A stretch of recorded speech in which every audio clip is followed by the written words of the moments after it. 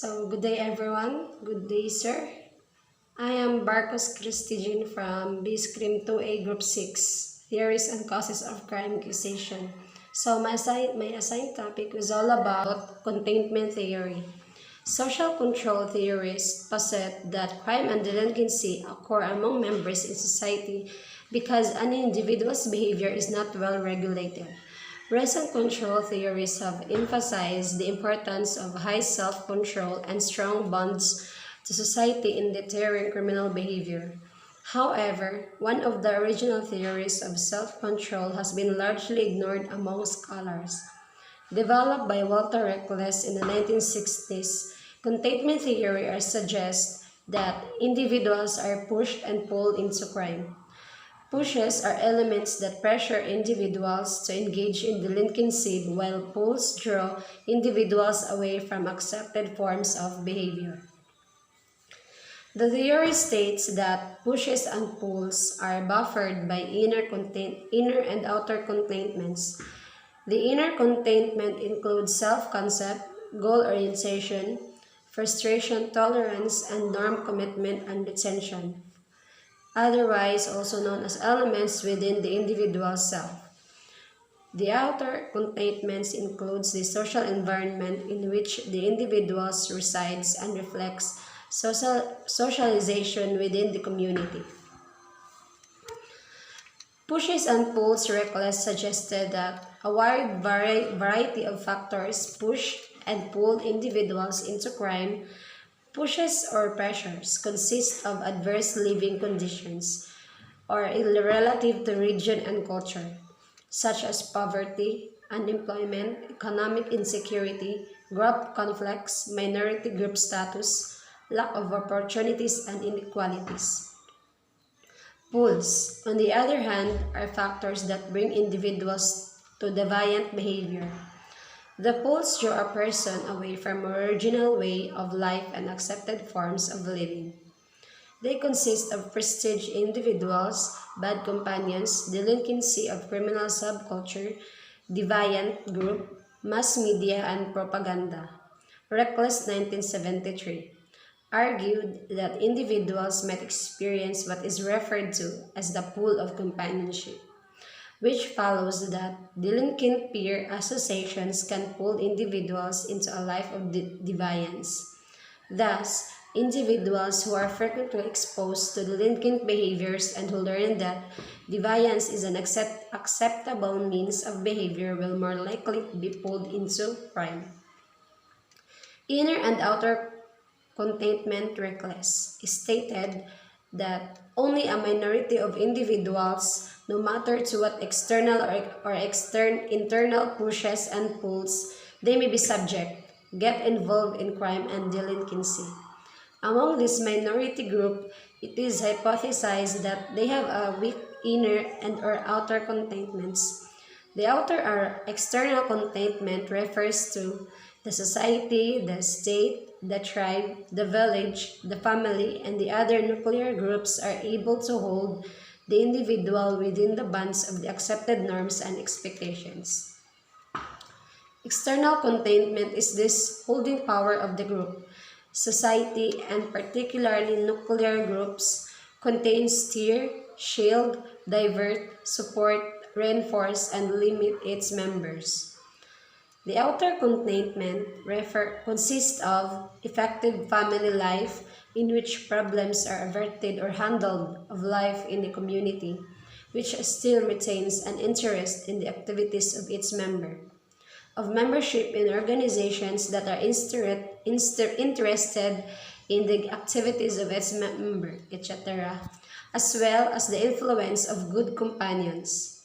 However, over subsequent revisions, he determined that there were three broad areas that were essential to the outer containment: reasonable limits such as disciple from parents and adult figures, meaningful rules and activities such as involvement with school programs and community involvement that instills conformity in its members, and group reinforcement and supportive relationships breeding acceptance and belonging into society. The inner contentment was of greater emphasis in reckless work. As he states, internal contentment involves the ability to withstand pressures and pulls, to handle conflicts, to divert oneself from exciting risk, and to stay out of trouble. It is posited that this was, in a sense, that dominant contentment as it was able to control individuals' behavior regardless of the external environment, which is the reckless 1967 and 1972. The four elements of the inner contentment include self-concept, goal orientation, frustration tolerance, and norm retention that will be discussed by the second reporter. Thank you, sir. The four main elements of the inner containment. 1. Self-concept. 2. Goal orientation. 3. Frustration tolerance. And 4. Norm retention. Self-concept is seen as protective when individuals view themselves as law-abiding citizens. A concept is largely reflection of the reaction of others towards the individual.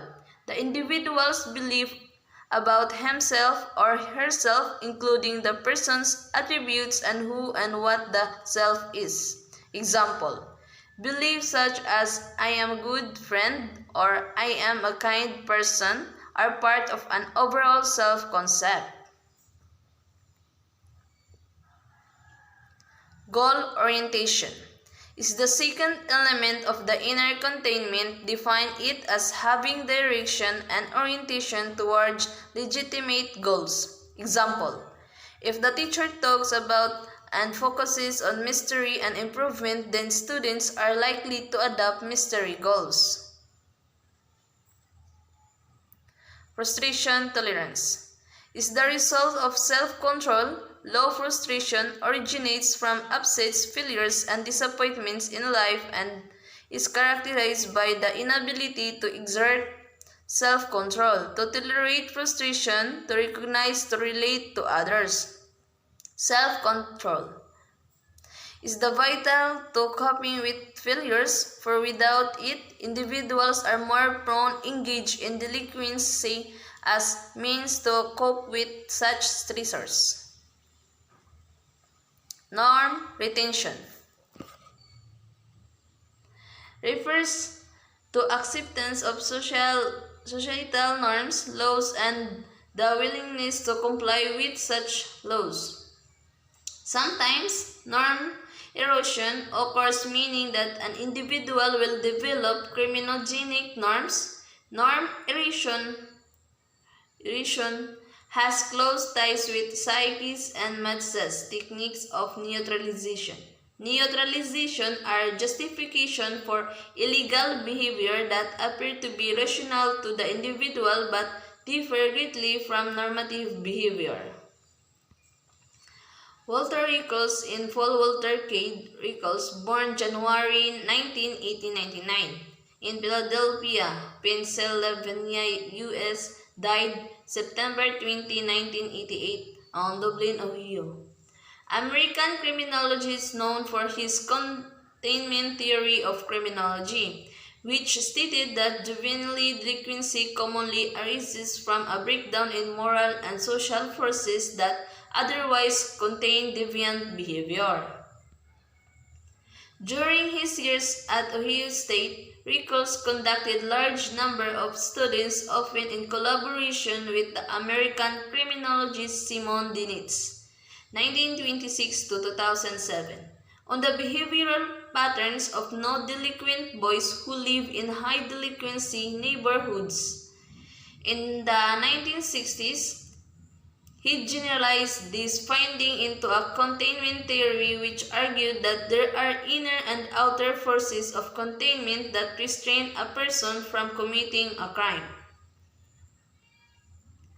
Rickles' work also focused on push-pull forces as explanation of deviant behavior, including internal pushes such as discontent and rebellion, and external pulls such as delinquent acquaintances. Recall's containment theory gave rise to later control theories, including those of previous hierarchy that became dominant in criminology. Hello everyone, I am Jacob Luna from Section A. Containment Theory. Reckless containment theory temptation is one factor to commit a crime. Reckless suggested to commit a crime, the individual must break through a combination of outer and inner containment. Inner containment is in reference to self-control and outer containment is social control. The main focus of concern, however, was on inner containment, which was suggested could control the behavior of a person even when the external environment was changing. Yet again, it was the parents who were seen as the most influential source of control and behavior. Reckless considered the four key factors to be: number 1, self-concept, the individual's sense of right and wrong.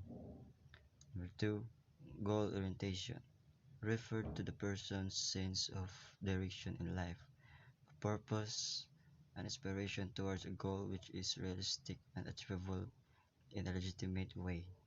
Number 3, frustration tolerance, the ability to withstand obstacles and stressful situations. Number 4, norm retention. This is the adherence and acceptance of law, codes, norms, customs, and so on.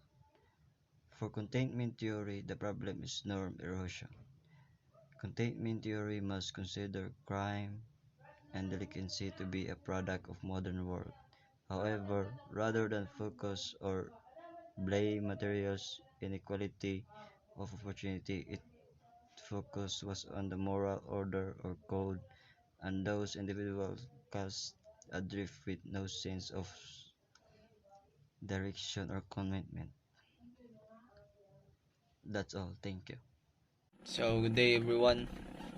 My name is Giovanni Donere from Base Cream Section A. And my assigned topic is social bond theory.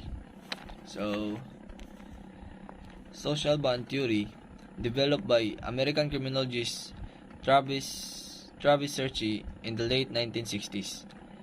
Social bond theory is sometimes referred to as social control theory. It is the it is the belief that socialization and the forming of personal relationships are among the most significant aspects of human development that keep us from committing crimes of other acts of social deviance.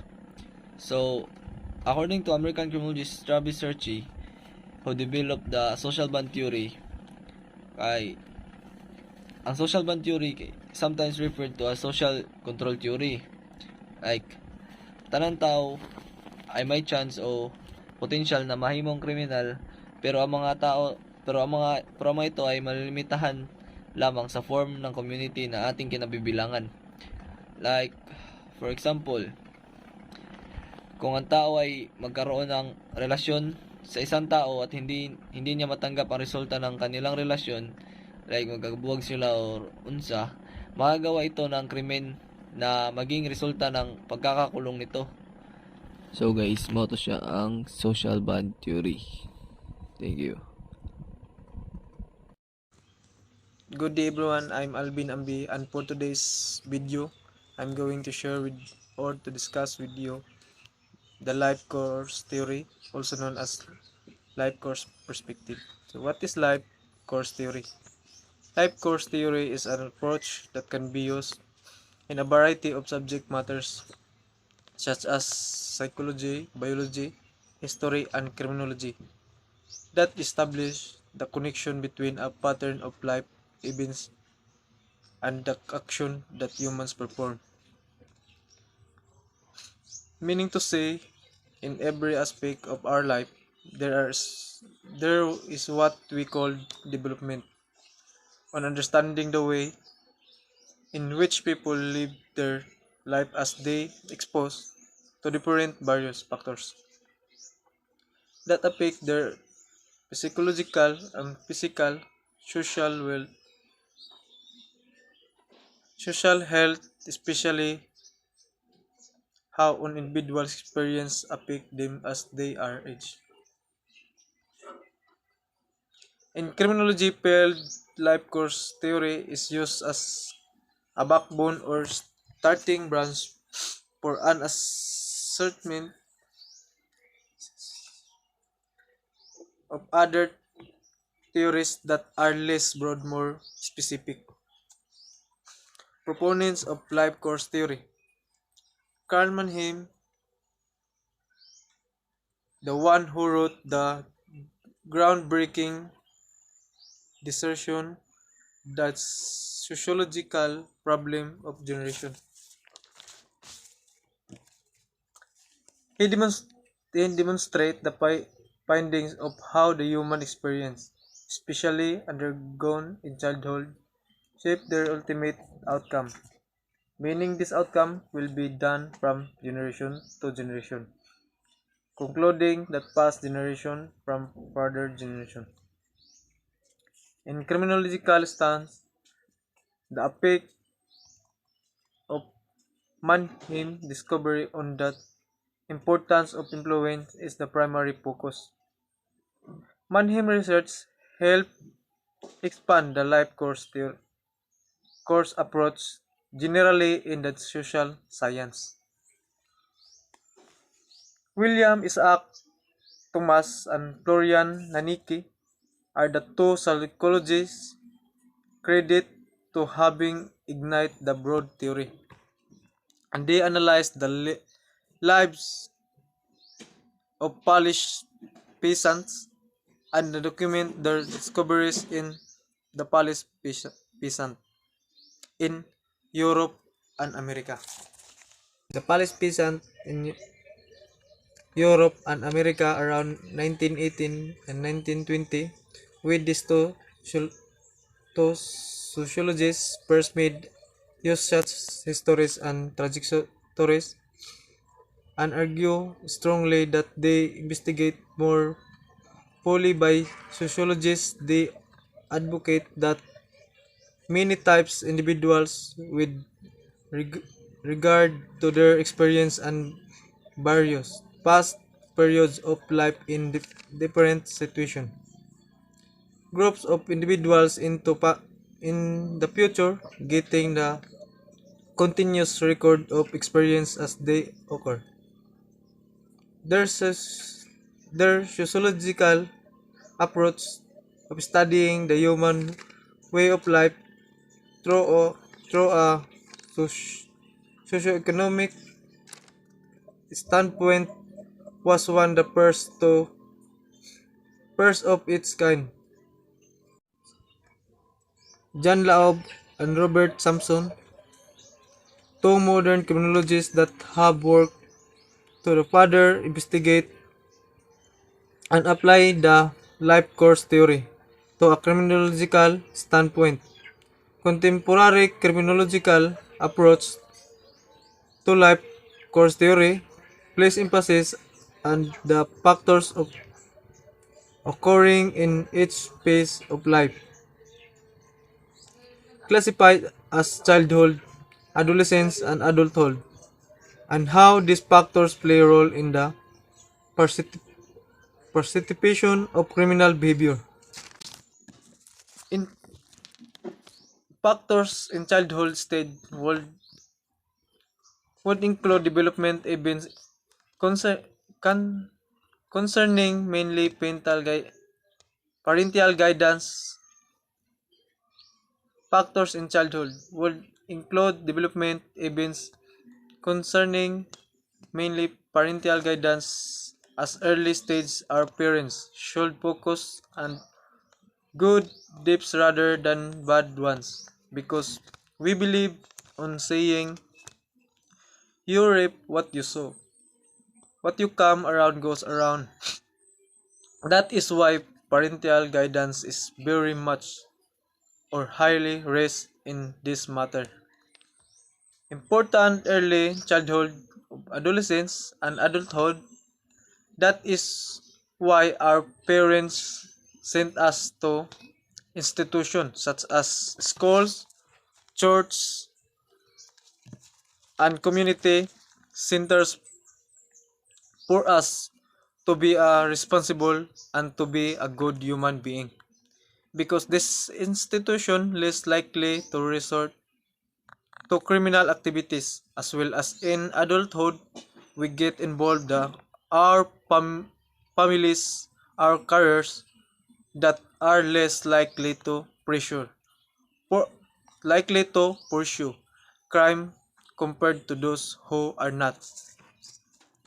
Factors experienced throughout human life aid in the life course theory, attempt to explain why certain individuals are more prone to life while others have lower probability. As a result of this idea, the life course theory works closely with developmental theories to reinforce explanation of crime occurs. In regards to criticism to the theory, the question that as announced is whether life course criminology has produced new general theories, or rather represent ways of pulling in concept and proposition from existing theories and different age or stage of life. Eleanor Glock's study on the criminal lifestyle in young adults into their investigation. And their goal was prove that in life, essential turning points, or as they call them, trajectories, are hugely influential in determining one's risk of succumbing to crime. Therefore, the theories recognize that not one human is identical, but instead establish that there are typical life traits that are experienced in typical patterns.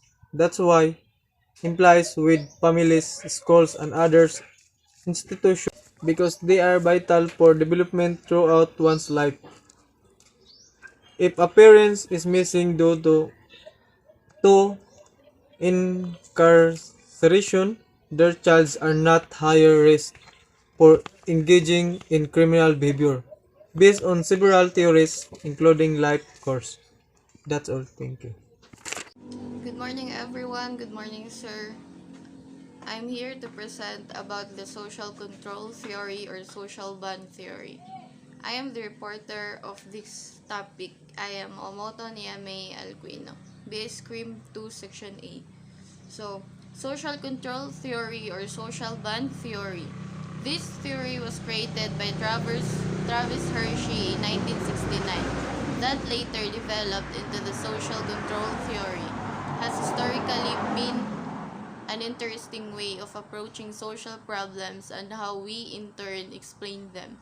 Before one can apply the social bond theory, they must first have a firm understanding of its definition, which can be accurately described by Hershey in 1969 as elements of social bonding include attachment to families, commitment to social norms and institutions, for example, school or any organization or groups that includes employment, involvement in activities, and the belief that these things are important. This theory is rooted and derived from the general theory of crime. The difference between the two is the social band theory focuses on peers and peer groups of individuals. The four basic elements of social bond theory are attachment, commitment, involvement in conventional versus deviant or criminal activities, and lastly, the common value system within an individual's society or subgroup. So, social control theory or social band theory daw kay gikan siya sa general theory of crime. Pero ang nakalayan lang daw nila kay ang social control theory or social band theory kay nag-focus siya about sa bond. So, from the root word bond, kay social bond theory man no. So, bond kay about siya, 'di ba? If someone natay ka-close na someone, then mag-uban-uban ta, permi ta mag-uban, 'di ba? Bond ang tawag ana. So, muna yung nakalahian sa general theory of crime o sa social bond theory. Kaya social bond theory kay about siya sa attachment or commitment nato sa isa ka tao. And then humani siya ang naa sa social bond theory. Basic elements of social bond theory. Attachment is described as the level of values and or norms that an individual holds in society. Attachment is especially important when it comes to persons' parental figures. According to Hershey, other attachments such as school play a tremendous role in a conventional society. So, ang attachment ko no, importante na siya sa persons, parental figures. Siguro ang buta sa buta ni kay importante siya kunuhay. Ikaw, parent na ka, so dapat close ka sa imong children kay para matudloan nimo sila maayo. Pero ang attachment makaapekto jud po na siyang maayo nato as a person. Labi na kita na mga estudyante ta, permita na sa eskwelahan. Nya what if natay barkada na grabe kasi awan. Nya close kayo, na attach kay ta nila, so ma-involve ga po ta silang pagkasiawan. So mo na yung nakalain sa attachment. Bali na siya kuan ba na siya positive o negative effect nato as a person. So next is commitment. This can be described as the level of commitment that an individual has to abide by legal behavior. The norms and values taught to us as an adolescent should be to obey how society works in normal terms. From the start, we already know the difference between right and wrong. This understanding has an enormous effect on how we in turn out and set our place in normal society. So, commitment about ni siya sa atong behavior, atong pag-commit sa atong behavior. Diba, sukad atong bata pa kita. So example, grade 1 ta, diba, gitudloan na ta kung unsa ang sakto sa dili. So dapat sundo nato ang sakto sa dili kay para kita dili ta mahimong problema sa atong society, o para atong next generation sad, ang mga bata na makita nato kay bawo sila kung unsay sakto sa dili. Parang ilang masundog ang sakto, dili mao. So third is a person's choice to get involved in conventional versus deviant behavior. This choice is formed not far after basic rules of life are taught. If no right and wrong bases are formed or provided, the adolescent will make the decision that tends to make the most sense. So, ang person's choice ko no, importante kay na siya. Kaya syempre, kita mo yung pili asa ta mo panig sa sakto ba o sa mali. So kita na adolescent na mga tiguang na ta, grabe jud ang epekto sa atong desisyon sa atong society. So dapat ang pilion nato ang sakto para di ta makadugang sa problema. Lastly, this is in many ways senses directly correlates many factors or aspects of the four main parts of Hershey's theory. Together, they form the backbone of the everlasting bond theory. This theory has long been widely accepted among many sociologists. bond exists in all aspects of society. For Hershey, social bonds do exist, and when a bond is weakened or broken, then unusual behavior for that individual may occur. This brings us to a profound quote by Durkheim. So, para kay Hershey kuno, sa iyang theory, ang kadtong four main parts sa iyang theory kay mo kuno toy murag backbone or structure or may naghatag og kusog sa bond theory. Importante kuno kaayo ning upat kining attachment, commitment, kaning unsa ni? Wait lang guys. Attachment, commitment, involvement in conventional versus deviant or criminal activities o ang common value system within an individual, society, or subgroup. So, muna siya kuno ang naghatag kusog or ang structure, ang backbone sa iyang theory, ang social bond theory. Kay if wala kuno na siya nato sa person or bisag naikuwang ana na bisan usa lang na ako na unusual behavior na mo-occur nato as an individual.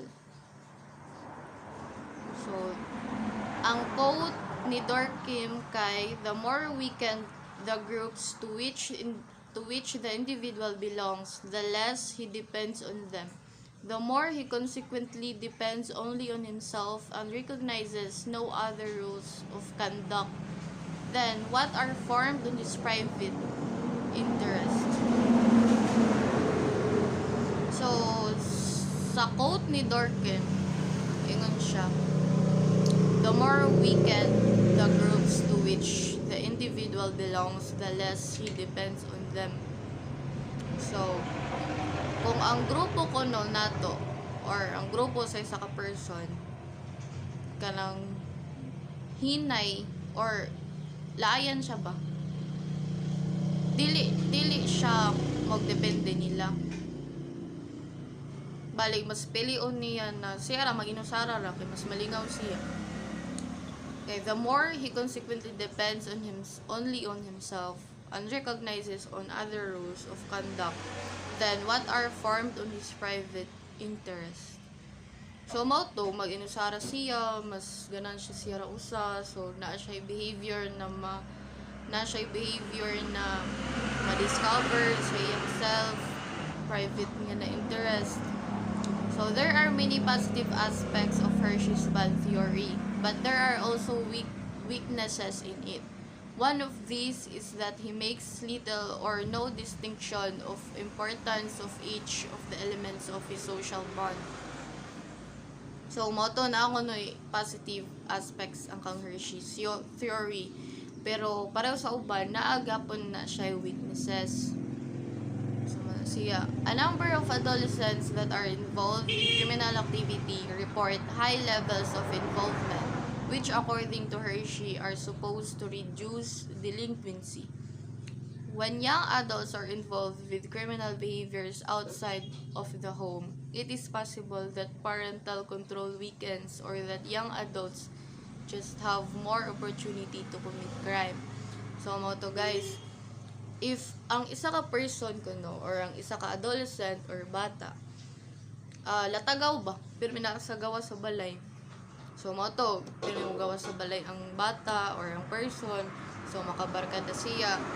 Then, ang iyang parents sad, wala kabadlong niya. So, dako jud ang possibility na commit siya og crime.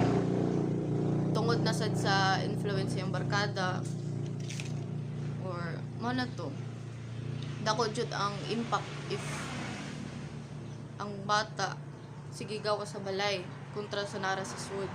So, following these are deviant peers and parents. Hershey concludes that any type of social attachment is beneficial.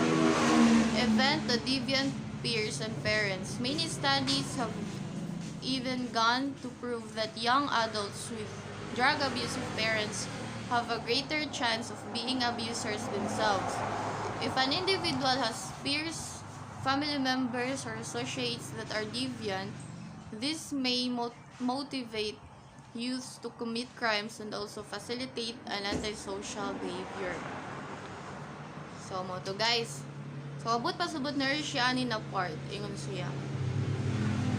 If ang isa ka bata na ay family member or na tiyo, tiya, or parents na drug na koan related sa drug activities. So, dako po ang possibility ana na ang bata mismo makaibaw siya kung saon pagbuhatan ng butanga. So, growing up, makuan siya, mag-curious siya, hantod na iya na dyan mabuhat ang gibuhat sa iyang family and peers, which is drug abuse. So, weak bonds shared with parents lead to delinquency.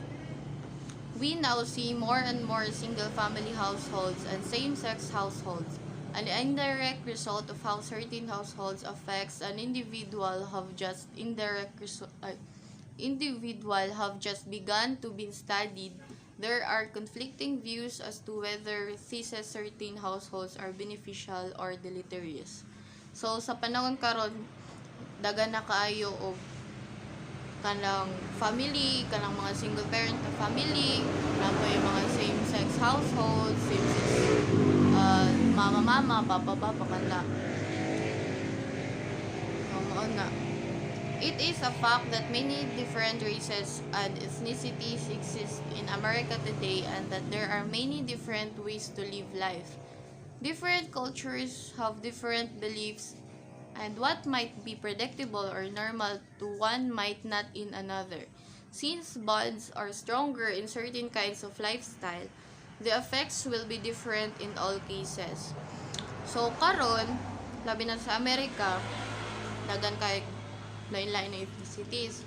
Number one common na problema nila nga to guys is naiuban place sa Amerika na kontra jud nila ang mga itong negro kontra sa mga Amerikano ang mga negro. Naiuban organizations ngadto na i-fight nila ang right sa mga negro na dili i-discriminate. Kaya kasagaran ngadto sa mga ituman guys kay i-discriminate jud nila. So mo na ang pasabot niya nga na part. So a strong family could keep them going in the right direction, but too strong could also cause adverse effects. Another one of the major weaknesses of social bond theory is the definitions that are used to describe the main concepts of this theory. So, strong family could keep them going there. So, mo to guys, if kamo kanang diba naman tayo lahi man ng klase atong family, so kuan daw if subara daw na ako na part sa bata na musamot ko noog kabuang. So muna ang gingon ni Hershey sa iyang theory. Pero if dili po instricto kayo ang parents nato, so dako pod og chance na malagi to malatagaw ta, grabe makuha ta sa mga bad influence sa barkada hantod na makahimo ino tagbutang na dili maayo. So the empirical effects of a skewed definition or biased definition could alter all results that come directly from it. How one definition is represented and another definition is seen can make all the difference in the world. According to Byrd, in 1992, it is estimated that 20 out of every 10,000 of the homeless in America have substance abuse problems with either drugs or alcohol, and 15 of those are lifelong. So, mo to guys, akalang mga family na walay balay, muna sila ang number one na dako kayo possibility na mo gamit og drugs or maghimo sila og crime. Consistent evidence shows that attachments to the families are primary and shape of commitment of activities, social life, and social location. Basically, the homeless man could have chosen many paths in their younger years, but because of a volatile family structure, they chose the wrong path. So mo to guys, kasagaran ko no, lalo na labi na sa mga lalaki na wala sila balay. So na sila chance na mopili asa sila mo dapig, na sila choice, pero mas gipili nila ang wrong path kay para nila mao kunoy sayon. Kay di ba wala sila balay, wala sila kwarta pang eskwela. So ang ilang way para mabuhi sila is mag drug abuse, maligyag drugs, maghimog crime. Muna silang sulpad sa ilang problema para nilang, which is wrong. The home was not considered as a shelter for the young men, and for this reason, they spent more time on the streets. So, mo to guys, wala lagi sila balay, so ang ilang buhaton, maglatagaw rin sila sa karsada. After growing for some time, the men began to participate less in leisurely activities but drug use. So, wala na sila time na makig-abi-abi, makigila-ila sila itaw, kaya busy na sila kayo, kaya sige naman sila og use og drugs. Sige na sila pamaligyag drugs, mga drug addict na sila ba? Yeah, when the men were asked of friends, they tend to always associate them with either drugs or alcohol experiences. So, moto guys. So, ang mga latagaw ko no, magsige sila og pangita og barkada, balik ko na ikaw, inusintik ka. Yeah, amigo nimo, na kay amigo na drug abusers, labi na ng mga way klarong balay, way klarong pinuyanan. So, kung anong kanila, kanang i-encourage kanila na mo inom or mo gamit og drugs. So, nara dyan na nimo if magpadala ka. So, ito, associate them with drugs. They have had not healthy social bonds with peers. So, ikaw kuno na tarong-tarong ka og kuan ba? Nindot mayo ka og status na kay balay, na kay kwarta, ako ng sakto lang. Pero kuan ko no, kanang dili kayo ka close sa imong family or peers, kanang pasagtan rasad ka ba? Yung makabarkada gani ka og kalang drug addict or drug users, so i-encourage ka nila na mo appeal. So ikaw na gilaay sad, so mo appeal sad ka, which is wrong. Yeah. In most of these men's lives, they were at one point or another failing as a father, brother, etc. relationship figure, and because of the stresses this causes, they revert back to the substance abuse. So, mali guys, so sila ko na kunay ka ng kuan sila, anak sila sa parahubog na papa. Kana, parahubog na papa, unya. Every time na moabot ilang papa kay kulatawon sila, unya. Wala sila klaro na relationship ba.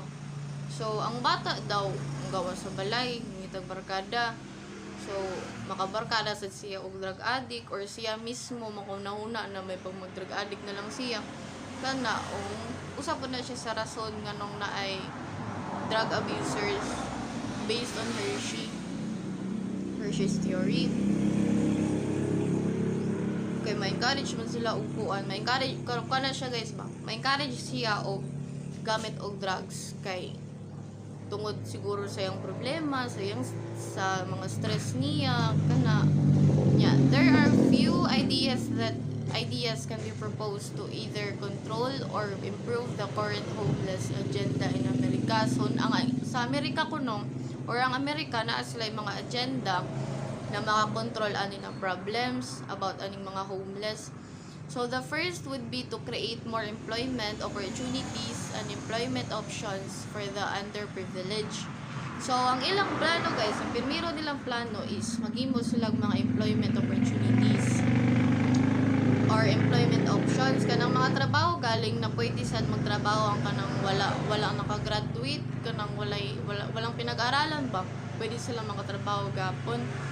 So the society as a whole should make more of an effort to strengthen the family ties we share and therefore strengthening society as a whole.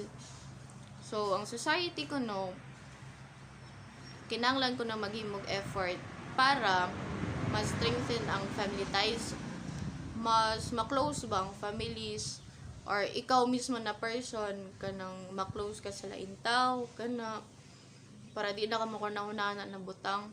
So next, the schools need to encourage and engage children in all aspects. So sa school kailangan ang mga bata mismo tudloan nila kung unsay sakto sa di kana kung unsa ilang likayan, kung asa sila mo appeal na grupo. Tudloan sa school ang mga bata na samtang gamay pa. Nya tudloan pud nila kung unsaon pakig-abi-abi sa lain bata, sa lain tao. Nya the government can do its part to focus on improvement of schools in poverty-ridden areas. So ang government sa daw maghimo sad kuno sila sa ilang part na maka-improve sa mga eskwelahan ngadto sa mga pobre na area kuno kuno ay na sa squatter ila kuno mangita kuno sila way para ma-improve pa ang school ngadto siguro ilang way kay kanang panindutan nila pabutangan nilang mga equipment na magamit sa bata. Yet the earlier the children approach in some phases of life, the stronger impact we can have on them. So ang bata ko no, if bata pa siya, yan naka-experience siya kung unsa ang sakto sa dili or kung unsa ang kalisod. Grabe ko nang impact ana sa bata. Nya kay ingon ba sila ang bata ang pag-asa ng bayan. So dapat ang bata tudloan sa natong maayo. Nya di na to sila stress. Kay bata para ba? Nya adults that were predestined to continue a poor lifestyle have a much greater chance of breaking the forces pulling them down and keeping them down. So, ang adult ko no na poor ang lifestyle or kanang kuan ba? Kanang sige latagaw kana nya dili sila mga unog mga healthy kanang kuan nila ba kanang wala sila pakialam sa ilang health. Wala sila pakialam sa ilang health. Sila ko na mismo mag-down sa ilang kaugalingon. Kaya man nila gambigan. Then the last improvement that can be implemented would be to offer lower cost and still decent housing. So, ang last ko na nasulbad para sa Americans, mamaligya ko nun sila og mga products na low ang cost, mga barato pa. Kay parang katupong mga pobrehon sad is makapalit sad sila og sakto na pagkaon, sakto na gamit. Unya, napag ko na yung mga decent housing ka ng mga balay na barato ra ka nang ma-afford yun sa mga walay grado tao na mga tao. So, maura to guys, sir. Thank you, sir. Durkheim's anime theory. So, according to Durkheim's anime theory, the current is necessary. So, it serves a function in society, although it is not preferable with the progression and evolution of modernity and emphasis of monetary success. So, crime is inevitable because a perfectly stable, uniform, and able society is impossible. So, si Emil Durkheim is the father of sociology and factionalist, and he provides a variety of explanations and society's ills like crime and deviance, and accounts for the punishments and repercussions that follow. And he asserts that man is a product of social environment. Thus, socialization begins at birth and continues through language and interaction with other people. And the basis of his theory, so in science, collective of a society varies alongside the division of labor, and less complex and more primitive societies, people tended to do and think alike, and there was a little tolerance for difference. So by Smith 2000. So according to Durkheim's, one of pivotal points in his history in terms of crime and deviance was the Industrial Revolution, as this revolution evolved, there was a steep increase in immigrant migration into United States. So the imbalance Durkheim enemy. According to Durkheim, enemy reflects a sense of normless, the lack of any societal norms that spurs the tendency to act in a deviant way. In general terms, Durkheim's theory of enemy of proposed that because of the industrialization and the need for cheap labor in this newly modern society, the influx of immigrants inherently brought with them their own sets or norms and values. So, as Durkheim's theory has progressed as a basis of modern theory and policy, it has had to adapt to the values and norms of an immensely modernized and industrialized society. So, the institutional enemy become primary basis, concept of normless and the basis of crime and the and deviance in accord with the concept of enemy that Durkheim asserted initially. In short, the institutional enemy described a society in which economic values like monetary success penetrate non-economic institutions like family, education, and policy. So, so what? So, what are the social origins of crime? As previously stated, the fragmentation amongst society from the evolution to a more industrial and modern society, the anomic division provide the basis of crime and deviance. This division needs a society which has become the larger through an increase in population and a more highly integrated inter interactive network by Korn 1980. So the strain of anomic theory is called institutional anomy theory. So in this position incorporates the idea that if the market economy is left unregulated by other society, by other social institution, it will ultimately be obtrusive to society. So, according to Merton, this notion of anomy is a result of the uneven distribution of opportunities in the social structure because it fails to live up to its promise of equal opportunity by Ben Burge 2002. As Durkheim theory has progressed as a basis of modern theory and policy, it has had to adapt to the values and norms of an immensely modernized and industrialized society. Institutional anomy has become the primary basis to the concept of normlessness and the basis of crime and deviance in accord with the concept of anomy that Durkheim assisted initially. In short, institutional anomy describes a society in which economic values like monetary success penetrate non-economic institutions like family, education, and policy. From there, community values and social bonds are weakened, ultimately causing social controls over self-serving behavior like deviance and crime to be vastly reduced. Inherently in its nature, institutional anomy theory has some similarities to Robert Merton and Robert Agnews' strain theory of crime and deviance. Strain theory asserts that there is a discrepancy between culturally defined goals and the means available to achieve these goals. Discrepancy means the the difference between the culture the customs.